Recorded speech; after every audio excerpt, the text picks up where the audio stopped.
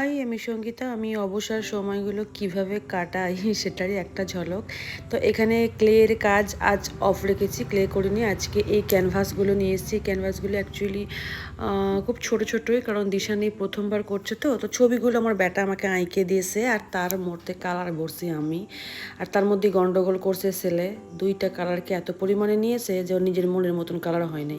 তো মনের মতন কালার হয়নি বলে আমি কালারটা তো আর ফেলতে পারি না, সেই জন্য আমি একটা অন্য কালারের সিসির মধ্যে ওটাকে ভরে রেখেছি, যাতে করে পরবর্তীকালে ব্যবহার করতে পারি। চাইলে কিন্তু আপনারা এভাবে রাখতে পারেন, অনেক দিন থাকবে। তো যে কটা কমপ্লিট হয়েছে সেই কটাকে আমি দুদিন পর কিন্তু এই আপনার ভার্নিশটা আমি দিয়েছি।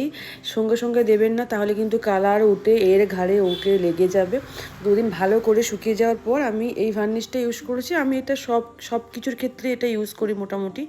আমার ছোটো মোটো কাজ ভালোই চলে যায়। তো এই ছিল আমার ছবি আঁকা, আর এই হলো কাজ।